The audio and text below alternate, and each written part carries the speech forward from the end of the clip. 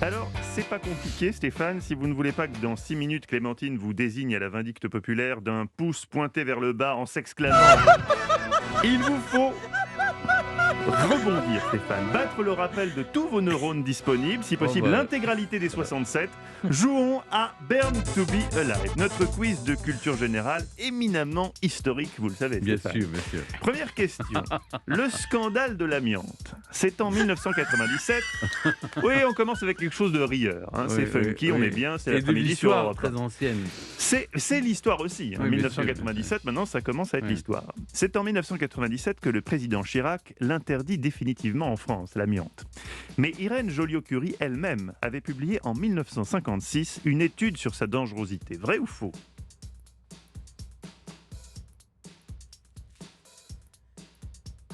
Ce qui est curieux, Stéphane, c'est qu'elle ait pu publier une étude sur la dangerosité de l'amiante alors qu'elle-même manipulait sans aucune précaution du radium, qu'elle a eu les mains brûlées par le radium, qu'elle est morte irradiée. Donc elle aurait déconseillé l'amiante et pas le radium. C'est-à-dire qu'elle aurait été sensible au danger d'une matière alors qu'elle en manipulait une autre autrement plus dangereuse. Ça me paraît paradoxal. Mais je ne veux pas vous influencer. Mais l'humanité n'est-elle pas paradoxale ? Oui. Stéphane, non, parce que... Est-ce que vous suivez le raisonnement ? Oui, c'est surtout parce que on a découvert la dangerosité de l'amiante plus récemment. Non, je dirais non. Vous dites non. Vous avez gagné.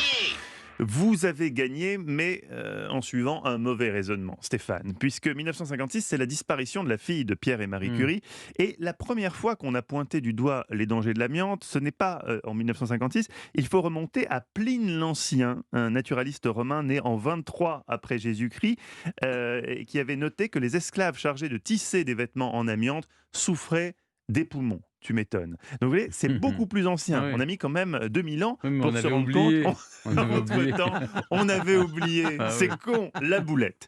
Question numéro 2 pour vous, Clémentine Portier-Kaltenbach. Évoquons à présent la Renaissance dans ce qu'elle a de plus majestueux avec le peintre et architecte italien Raphaël, le fameux peintre de la Résistance, comme le présentait l'autre jour Stéphane, qui s'était un peu emmêlé les pinceaux. Son père, Raphaël, était boulanger et il était contre l'envie de son fils d'avoir une carrière artistique. Vrai ou faux ?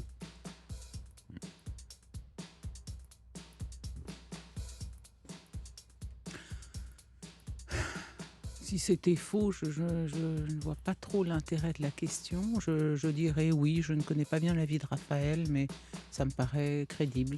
Si c'était faux, la question n'aurait effectivement aucun intérêt. Découvrons la réponse. Vous avez Perdu. C'est faux. perdu. Et oui, c'était une question sans intérêt. Au contraire, le père de Raphaël était également peintre et poète. Il a été le premier maître de son fils. Mais quand il décède, Raphaël n'a que 11 ans. Si vous voulez connaître la suite... Ben voilà, si vous voulez... j'aurais dû me le dire. Il y a un secret d'histoire sur Raphaël. D'histoire, ce soir en prime sur France 3, présenté par le Raphaël du service public. C'est pour ça que je me Stéphane suis permis de ne rien dire. Oui, vous avez été ça silencieux, me démangeait quand même. effectivement. J'ignorais ce détail de sa vie. Je connais un peu la vie du soir. père de... Attends, je te refais la désannonce parce qu'on ne peut pas dire lundi soir. On ne sait jamais quand on sera diffusé. Si vous voulez connaître la suite... Quoi ? Si vous voulez connaître la suite, regardez Secret d'Histoire, ce soir en prime sur France 3, présenté par le Raphaël du service public, Stéphane Bern. Mais non, mais vous dites que je me mélange les pinceaux. Oui, donc c'est vrai. Pas le Raphaël. Non, c'est vrai que vous n'êtes pas très Raphaël. Question numéro 3 pour vous, Stéphane. En 1916, aux États-Unis, dans l'Utah, les tarifs postaux étaient tellement bas qu'ils étaient inférieurs aux transporteurs de marchandises. Du coup, une banque a été construite grâce à des briques acheminées exclusivement par la poste, par colis de 10 briques, et ce pour 37 tonnes. Est-ce que déjà vous avez compris la question, Stéphane ? C'est ma première question. Vous avez compris ? Vous savez, j'ai le même sentiment que quand on était à l'école primaire et qu'on dénonçait des problèmes avec des trucs, de l'eau qui coule. Lui, il adore ça. Vous vous souvenez l'autre jour quand j'ai raconté l'histoire de ce jeune garçon, le calculateur. Vous savez, si vous avez posé la question, elle n'aurait pas d'intérêt si c'était. Oui, mais souvenez-vous de la question précédente. C'est vrai. Enfin bref. Non, c'est vrai. Réfléchissez. Ouais. Il y avait 37 briques dans un train pour faire la poste qui était moins chère pour construire une banque. C'est qu'il a lâché l'affaire. Je pense que la réponse, ça va être à pile ou face. Vous allez la jouer à pile ou face ? Vous avez une pièce de monnaie sur vous ? Alors, voilà, vrai ou faux ? Alors, attendez, Stéphane, on va la refaire parce que je vais vous filmer. Non. Si. Alors, attendez. Donc, Stéphane, qui accorde vraiment une grande importance au quiz de Culture G, a décidé de jouer sa réponse à pile ou face. Non, Stéphane, jouons la réponse à Mathieu, pile ou face. vous nous parlez, on peut le rappeler quand même, d'une histoire de maison construite avec des briques envoyées par la Poste dans l'Utah en 1916, effectivement. dont personne n'a jamais entendu parler. Est-ce vrai ou faux, Stéphane? Eh bien, nous allons le savoir grâce à une pièce de 20 centimes d'euros. Eh bien, c'est faux. Alors là, ce qui est très fort, c'est que Stéphane ne sait pas jouer non plus à pile ou face, puisqu'il n'a dit ni pile ou face avant de jouer, et il a dit n'importe quoi. Bravo Stéphane. Et donc, vous avez dit que c'était faux. C'est vrai, si c'est vrai plutôt. Vous avez gagné. Ah oui. Personne n'a compris la question. Personne vrai ou faux? n'a compris la réponse. Et oui, c'était vrai. Ouais. Du coup, après ce jour, on a instauré une règle limitant le poids des colis pour éviter que l'on détourne l'utilisation des services postaux. Question numéro 4 pour vous, Clémentine Portier-Kaltenbach. Au cœur de Londres, le 10 Downing Street est depuis 1905 le lieu de résidence officiel, vous le savez, du Premier ministre. On visualise très bien la porte et les célèbres briques noires. Eh bien, en 1960, pendant un ravalement, on s'est aperçu que les briques étaient jaunes. Elles étaient noircies par la pollution. Du coup, les Britanniques les ont nettoyées et repeints en noir pour garder la tradition. Est-ce vrai ou faux? Oh, ça serait bien dans l'esprit c'est anglais plausible, en tout de cas, faire oui. ça. Oui, c'est Qu'on ait plausible. peint les briques en noir.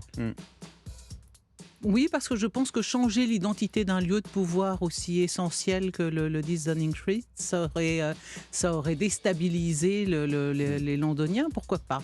Ça paraît quand même insensé. On l'aurait nettoyé et repeint en noir derrière. Ça paraît quand même bizarre. Vous pouvez pas m'aider, ça, Stéphane, ça vous dit rien? Je n'ai pas la réponse. Moi, instinctivement, j'aurais dit oui, parce que j'aime bien l'idée. Et votre instinct vous a souvent bien guidé j'aime dans bien cette l'idée, émission. mais après, ça paraît quand même fou. Oui, mais de toute façon, une fois qu'on a nettoyé un bâtiment, on lui restaure sa jeunesse et son Oui, mais après, c'est apparence briqué. Vous initiale. voyez, c'est une couleur propre. En tout cas, je peux vous assurer que c'est pas jaune. Hein. J'y suis allé, c'est pas jaune. Non, le fait de le repeindre, je veux dire non. C'est marrant, hein, parce que instinctivement, j'aurais dit oui, mais en y réfléchissant, je pense que non. En même temps, le sort du monde ne se joue pas dans ce ça ne quiz, jouera hein. pas là. De toute façon, j'ai déjà perdu sur la première question. Vous avez, et ça devient une habitude, encore perdu. Mais Clémentine, que se passe-t-il? Votre instinct vous avait donné la bonne réponse. Vrai, les briques avaient noirci après 2 siècles de pollution. On ne pouvait pas changer l'image du 10 Downing Street. Les briques jaunes ont été peintes en noir. C'est une défaite pour Clémentine, une victoire triomphale. Non, restons à la modestes. sueur de son front et surtout grâce à ce coup de génie du pile ou face Oui, ça aide. que vous avez triomphé. Bravo Stéphane Bern, l'animateur préféré des Français à pile ou face.